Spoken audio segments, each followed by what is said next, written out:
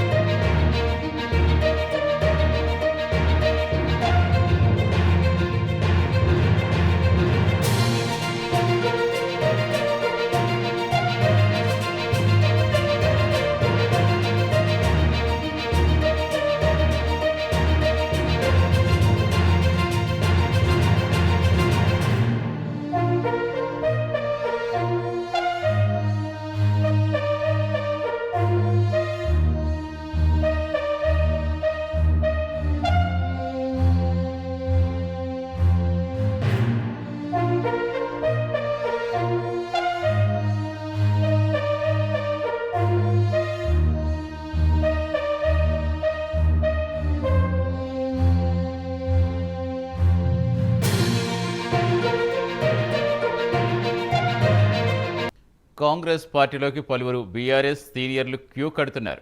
Congress party గేట్లు తెరవడంతో హస్తం గూటికి చేరేందుకు కేడర్ నుంచి లీడర్స్ సైతం వస్తున్నారు. ఈరోజు కడియం శ్రీహరి కూతురు కడియం కావ్య బీఆర్ఎస్ పార్టీ నుండి కాంగ్రెస్లోకి వస్తున్నారు. కాసేపట్లో రేవంత్ రెడ్డి ఇంటికి వెళ్లున్నారు. ముఖ్యమంత్రి సమక్షంలో ఆమె పార్టీలో చేరనున్నారు. ఇక వరంగల్ నుంచి కాంగ్రెస్ అభ్యర్థిగా కడియం కావ్యను బరిలో దింపే అవకాశం ఉన్నట్టు తెలుస్తోంది. కాంగ్రెస్ ప్రతిష్టాత్మకంగా తీసుకున్న తుక్కుగూడెం సభలో కేకే, కడియం, ఇంద్రకరణ్ రెడ్డి, అరవింద్ రెడ్డిలు కాంగ్రెస్ కండువాలు కప్పుకోనున్నారు.